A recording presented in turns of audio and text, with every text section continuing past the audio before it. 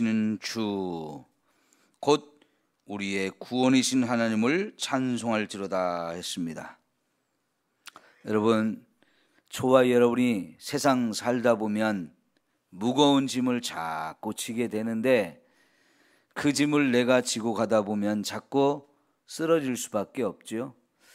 그래서 하나님이 저와 여러분을 대신해서 우리의 짐을 날마다 대신 져주신다 그랬습니다. 그러면 여러분, 하나님이 저와 여러분의 짐을 대신 지고 가시는 분이라면 우리는 어떻게 해야죠?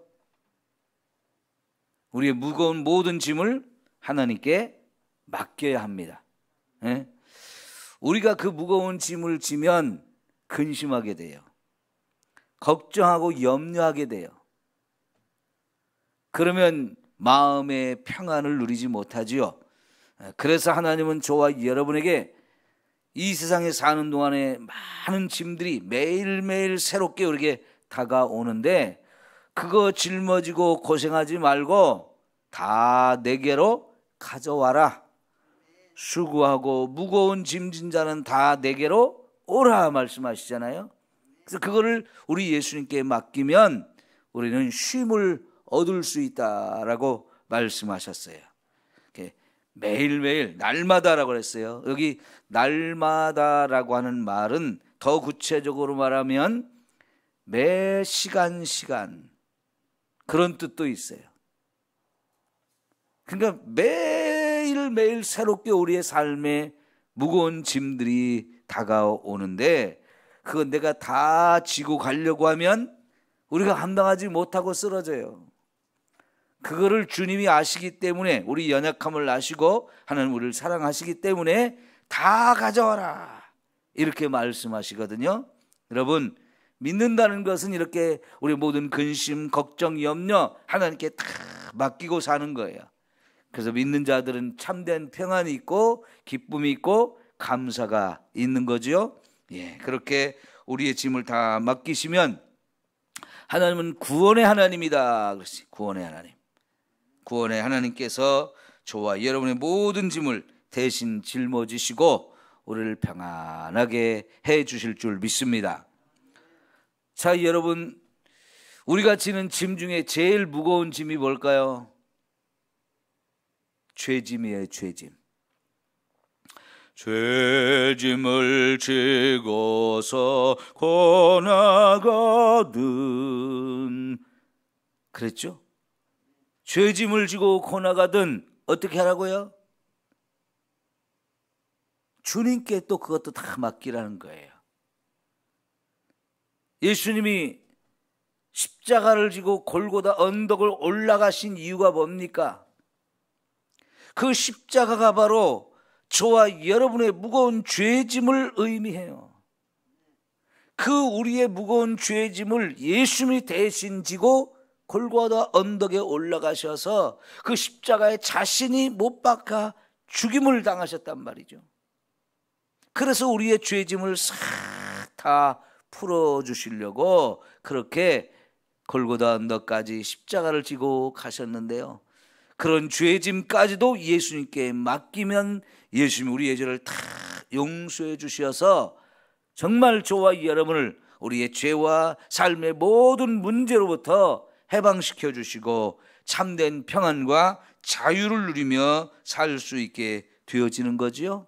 예, 이런 주님의 구원의 은혜를 오늘 또 우리가 누리며 살 수 있기를 축원합니다.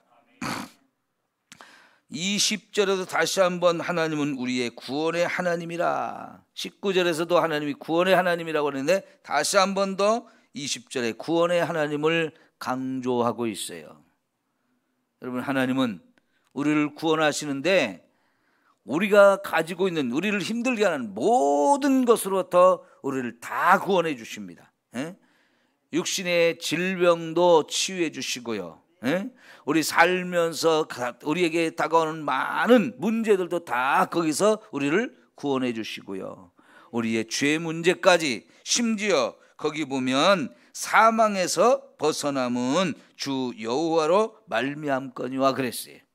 우리 죽음의 문제도 다 구원해 주시는 이 하나님의 구원의 은혜는 저와 여러분의 삶의 모든 것을 다 구원해 주시는 거예요. 이 구원의 의미가 굉장히 넓습니다. 그래서 우리를 구원하시는 이런 하나님의 은혜를 정말 매일매일 우리는 힘입으면서 살아야 할 줄 믿습니다. 자, 그 다음에 21절은 그의 원수들의 머리 곧 죄를 짓고 다니는 자의 정수리는 하나님이 쳐서 깨트리시리로다 그랬는데, 자, 원수를 뭐라고 표현했냐면 죄를 짓고 다니는 자. 죄를 짓고 다니는 자는 하나님의 원수예요. 예? 이런 자들의 머리를 하나님이 머리를 밟아 깨트린다. 정수리를 밟아 깨트린다 그랬어요. 이거는 심판의 하나님이에요. 누가 그러면 심판을 받을 대상입니까? 죄를 짓는 자들. 그렇죠? 죄를 짓는 자는 다 하나님께서 머리를 밟아 깨트린다는 얘기는요, 여러분, 이게 완전히 무서운 심판이죠. 죽여버리는 거죠. 머리가 깨지면 살 수 있습니까? 근데 그 머리를 하나님이 깨뜨리신대요. 누구의 머리를? 죄를 짓는 자, 하나님 앞에 원수로 살아가는 자들, 이런 자들의 머리를 하나님이 밟아 깨뜨리십니다. 그럼 여러분, 저와 여러분은 죄의 길로 가야 되겠습니까? 안 가야 됩니까? 죄가 이렇게 무서운 결과를 우리에게 가져와요. 하나님은 죄를 정말 싫어하시기 때문에 그 죄 짓는 자를 정수리를 깨트리시는 무서운 심판을 하시는 분이란 말이죠. 여러분, 우리 죄 짓는 걸 두려워해야 돼요. 이거는 하나님의 심판을 받는 일이다 하면서 정말 우리가 죄를 무서워해야 되고, 그 대신 그럼에도 불구하고 또 죄를 짓죠. 그죠? 그럴 때는 어떻게 해야 돼요? 우리의 죄의 짐을 대신 져주시고 거기서 구원하시는 우리 예수님께 나가서 회개함으로 죄의 짐을 다 내려놔야 돼요. 내가 그거 짊어지고 가서 해결하려고 하면 해결의 방법이 없잖아요. 그러나 예수님께 나가서 내가 죄인입니다, 내가 죄진 것을 고백하고 내려놓으면 주님이 다 십자가에서 우리의 죄짐을 다 깨트려 주시고 해결시켜 주시는 이 놀라운 은혜를 주시는 거지요. 예. 이 구원의 하나님 얼마나 좋으신 하나님이시에요. 예? 자, 여러분 보세요. 22절 21절을 보면 죄를 짓고 하나님을 대적하고 원수 짓을 한 사람들은 결국 하나님이 무서우니까 멀리 도망가서 숨으려고 합니다. 세상에 안전한 곳이 있을 줄 알고 자기들을 지켜주고 자기들을 피난할 수 있는 안전한 곳이 있을 줄 알고 멀리 도망가는데 22절에 보면 주께서 말씀하시기를 내가 그들을 바산에서 돌아오게 하며 바다 깊은 곳에서도 도로 나오게 한다 그랬어요. 여기 바산, 어제도 제가 여기 앞부분에서 바산에 사는 하나님의 산이로다 하면서 말씀을 드렸었죠. 여기가 요단강 갈릴리 바다 동쪽, 요단강 건너편 동쪽, 저 동쪽으로 가다 보면 여기가 높은 지대이고 그 중에서 또 산들이 높이 솟아 있어요. 산속, 높은 산속 깊은 곳까지 가서 숨어도 그 원수들, 죄 짓는 자들 다 끄집어내고 그들이 바다 깊은 곳에 가서 숨는다 할지라도 하나님이 거기서 다 찾아내 오신다는 거예요. 뭐 하시려고요? 심판하시려고요. 그러니까 다윗도요, 죄를 지었을 때는 하나님 앞에서 도망가고 싶어서 내가 새벽 날개를 치고 저 바다 끝에 갈지라도 거기도 하나님을 피해서 도망갈 곳이 아니에요. 거기서도 하나님이 계세요. 16절에 보면 15절에 보면 바산에 사는 하나님의 산임이여 그랬죠. 거기도 하나님 산이거든요. 하나님이 만드셨는데 그 깊은 산골짜기 가서 숨는다고 해서 하나님 모르시느냐? 어디 가서 숨는다 할지라도, 바다 깊은 곳에 가서 숨다 할지라도 하나님은 거기서 다 그들을 끄집어 내셔서, 다시 23절에 오니까 내가 그들을 심히 친다. 그들의 피에 내 발을 잠그게 하며 내 집의 개의 혀로 내 원수들에게서 제 분깃을 얻게 하리라 하시도다 그랬어요. 이 원수들을 하나님이 쳐서 그들의 흘린 피가 내 발에 잠기게 이렇게 만들어 주시겠다는 거지요. 네? 우리 집 개들도, 아니면 우리 동네 주변에 살던 들개들도 와서 그 고기 덩어리를 물고 가서 뜯어먹고 분깃을 얻게 하는, 이 정도로 하나님이 철저하게 짓밟아 주시겠다는 거예요. 얼마나 무섭습니까? 우리가 죄를 짓고는 마음 편하게 살 수가 없어요. 하나님이 이렇게 무섭게 심판하시는 분이니까요. 그래서 우리는 하나님의 백성으로 살아야 합니다. 자, 이제 다시 이제 분위기가 바뀌어서요, 24절부터는 하나님이여 그들의 주께서 행차하심을 보았으니 곧 나의 하나님 나의 왕이 성소로 행차하시는 것이라. 이 부분이 바로 이 시편 68편 전체를 짓게 되는 배경이었다고 그랬죠. 다윗이 법궤를 메고 예루살렘 성막에 모셔 올릴 때의 그 상황을 뭐라고 표현하냐면 왕이 하나님의 성소로 행차하시는 것이다. 사실 이것을 더 길게 확대시켜 가지고 저 시내 산에서부터 요 예루살렘에 올 때까지의 역사 전체를 바로 하나님이 시내 산에서부터 이 시온산까지 오는 과정이라고 이렇게 확대 해석을 했고요. 그 과정 속에 수많은 원수들을 짓밟아버리고 승리하신 그 왕이 행차하시는 거죠. 승리하신 왕이 행차하는 거, 개선 행진이라고 말할 수 있을 것이고요.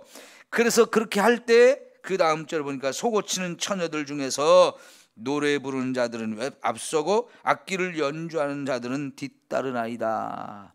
여러분, 다윗이 이렇게 법궤를 모셔 올리면서 레위 지파 사람들 다 불러 모으면서 그들로 하여금 찬양하게 하고 또 악기를 연주하면서 하나님께 영광을 돌리게 하면서 자기는 어떻게 했어요?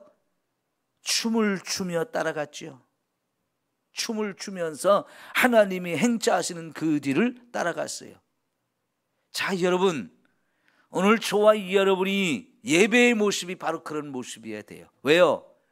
우리가 예배하는 자리에 누가 오셨느냐? 승리하신 하나님, 그리고 행차하셔서 우리의 왕이 되어주시는 하나님이 우리 가운데 오시는 자리가 예배의 자리거든요. 그 하나님을 맞아 드리면서 하나님 앞에서 기뻐 뛰놀고 하나님을 마음껏 찬양하는 거, 이게 진짜 예배예요. 그러니까 여러분, 예배 시간에 찬송하는 거 얼마나 감사하고 얼마나 즐겁고 아름다운 일인지, 하나님이 그런 저와 여러분의 모습을 통해서 영광을 받으셔요.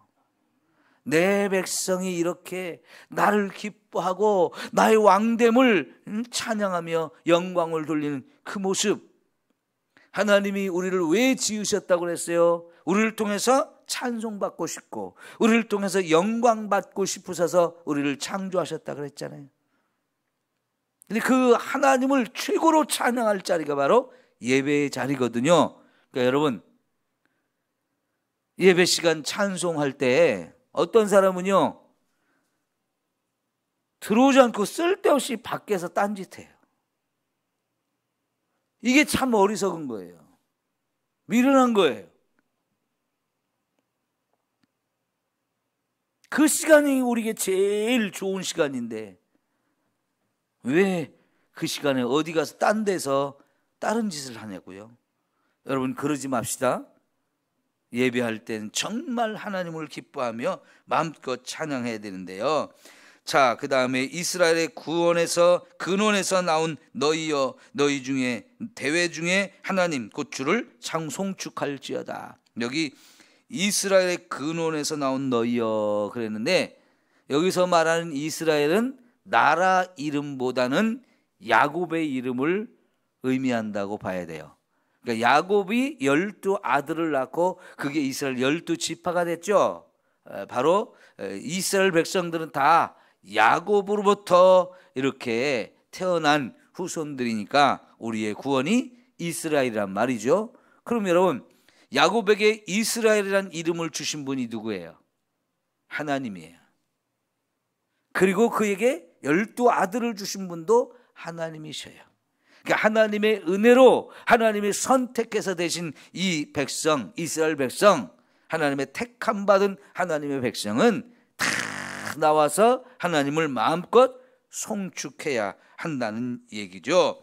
그 다음에 보는 거기에는 그들을 주관하는 작은 베냐민과 유다의 고관과 그들의 무리와 스불론의 고관과 납달리의 고관이 있도다 그랬는데, 여러분, 베냐민과 유다는 가나안 땅의 남쪽에 기업을 받은 지파들이고요, 스불론과 납달리는 저 북쪽에 기업을 받은 자들이에요.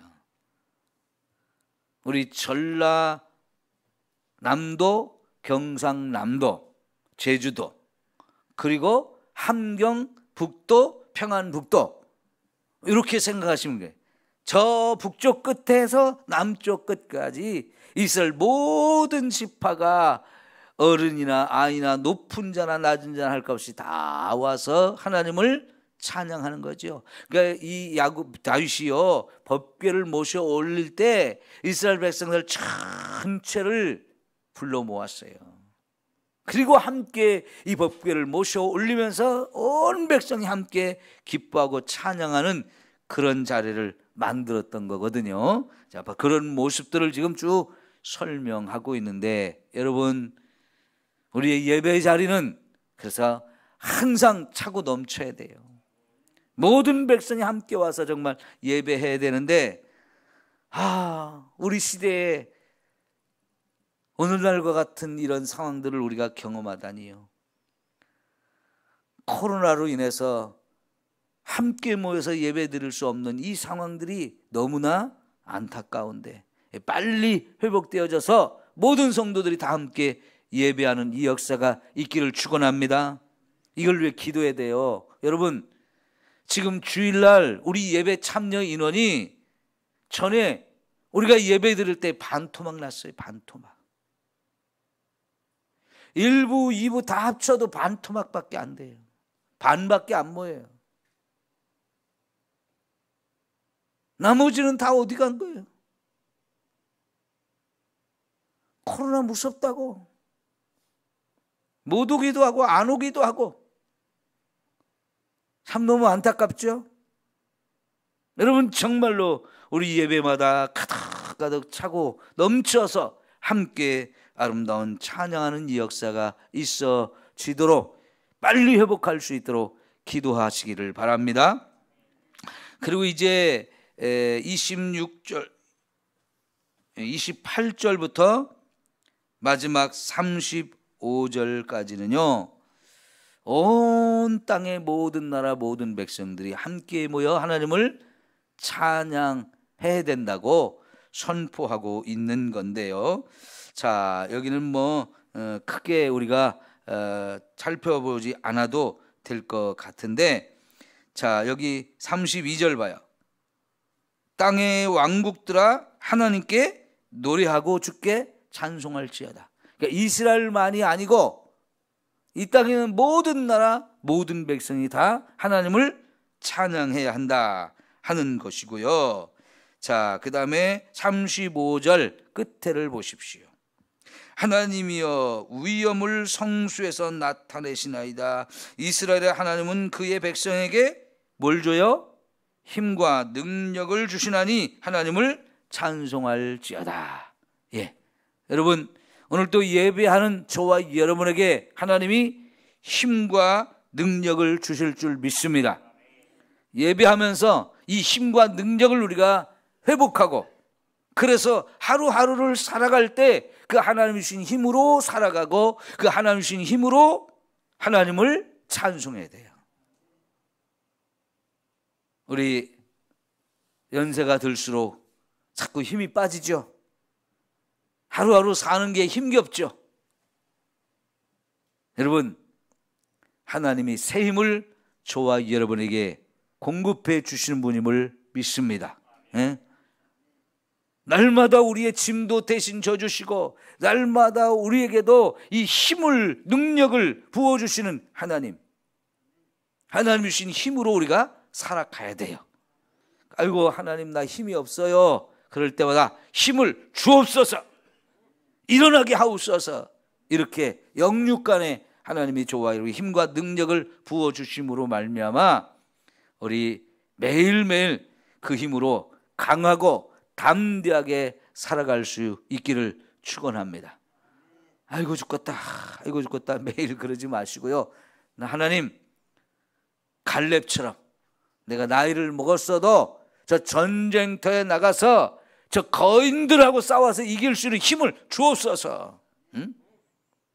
그런 믿음을 좀 가지고 구하십시오. 그래서 독수리의 날개치고 올라감 같은 새 힘을 우리 누리면서 살아갈 수 있기를 축원합니다. 올라가, 올라가, 달려가, 달려가, 그러면서 살아야 하잖아요. 그리고 무엇보다도 하나님이 주신 그 힘과 능력을 가지고 어디 사용하라고요? 하나님을 찬송하는 데 사용하라는 거예요. 입으로도 찬송하지만 우리의 삶의 내용이 하나님이 찬송받을 만한 삶이 되어야 돼요. 세상 가운데서 빛과 소음이 되는 이런 삶을 삶으로, 그게 바로 하나님께 영광을 돌려드리고 찬송하는 삶이 되어지는 거잖아요. 여러분, 요 앞에 이 꽃들이 뭐 하고 있는 거예요? 지금 활짝 펴가지고 하나님을 찬송하는 거예요. 꽃이 이렇게 활짝 피는 것 자체가 하나님을 찬송하는 거예요. 이제 여러분, 봄이 돼서 사방에 이제 꽃이 필 거예요. 그러면 여러분, 꽃 구경하죠? 먼 곳까지 가서 꽃 구경도 하죠? 꽃 볼 때 어때요? 너무너무 기분이 좋잖아요. 그죠? 너무너무 기분이 좋아져요. 그러듯이 저와 여러분이 하나님 앞에서 하나님 주신 힘과 능력을 가지고 아름답게 살아갈 때, 세상의 빛과 소금이 되는 역할을 하며 살아갈 때 하나님이 우리를 보시면서 너무 기뻐하신다고요. 그래요. 하나님이 오늘 또 우리에게 새 힘을 주실 텐데, 그 힘을 가지고 오늘 또 우리가 어디에 있든지 무엇을 하든지 또 누구를 만나든지 하나님이 기뻐하실 만한 삶을 살아갈 수 있기를 축원합니다. 기도합니다. 좋으신 하나님, 감사합니다. 날마다 날마다 우리의 짐을 져주시고 우리를 구원해 주신 하나님, 감사합니다. 사망에서도 우리를 벗어나게 해주셨습니다. 우리의 죄짐도 다 주께 맡기고 우리 주님의 은혜 안에서 참된 평안과 쉼과 안식을 누리며 자유롭게 살게 하옵소서. 이제 왕이신 하나님이 우리 가운데 오실 때 예배 자리마다 가득가득 차고 넘치게 하소서. 하나님의 백성들 하나님 앞에 달려나와 예배하기를 힘쓰게 하시고 저들의 믿음이 회복되어지게 하옵소서. 예배에 나오는 자마다 하나님이 주시는 힘과 능력으로 충만케 하셔서 마음껏 하나님을 찬송하게 하시고, 이런 역사가 온 세상 저 땅끝까지 흘러 넘치도록 우리는 부지런히 복음을 전하고 영혼 구원하는 일에 힘써야 하겠나이다. 주여, 우리의 성도들 먼저 회복시켜 주시고 그들이 하나님의 은혜로 충만해져서 믿음으로 나아가 복음을 전하고 아름다운 영혼 구원의 역사를 이루도록 축복해 주옵소서. 예수님의 이름으로 기도하옵나이다. 아멘.